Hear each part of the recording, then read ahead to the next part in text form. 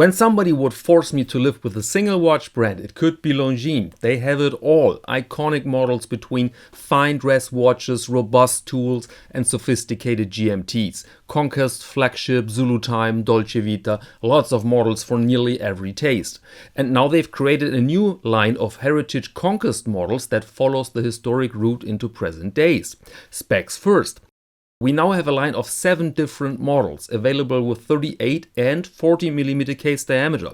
The 38mm model has a length lug-to-lug of 45.6, a height of 10.8 and a lug width of 19. And the larger 40mm watch has a length lug-to-lug of 48.1, also a height of 10.8 and a lug width of 20.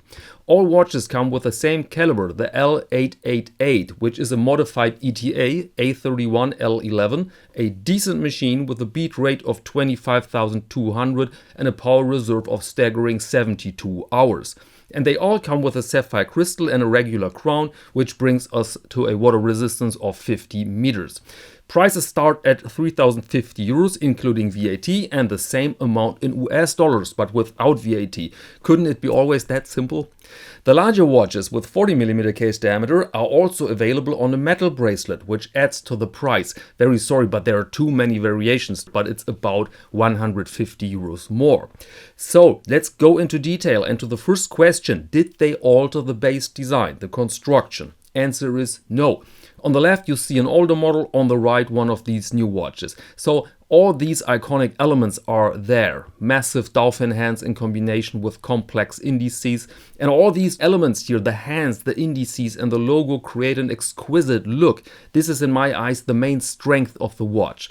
So the goal for this 2025 lineup was therefore to bring new colors into play and make more models available in different sizes, on metal or on leather. And so now we have blue, white, black, green and a very attractive reddish brown, which I find very special. And so I will focus a bit on that brown and on the green here. Because again, the ensemble of hands, indices and the logo create this unique character of the watch.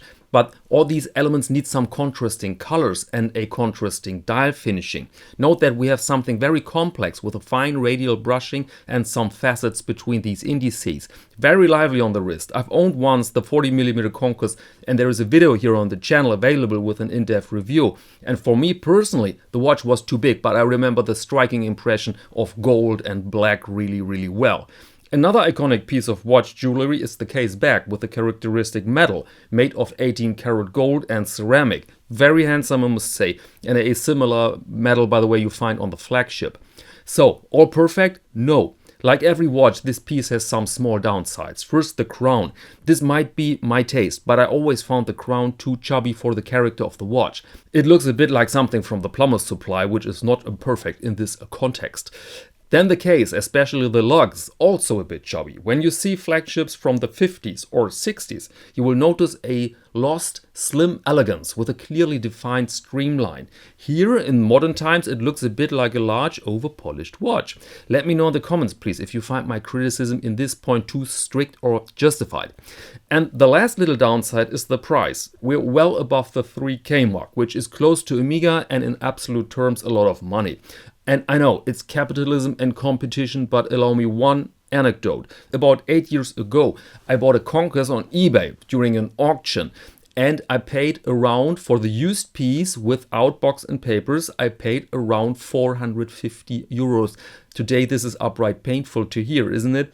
And I won this auction not because of the special day or some sort of weird luck. No, it was just the regular street level price for this watch. This, I can guarantee you, will not occur today anymore, and it shows the inflation of prices.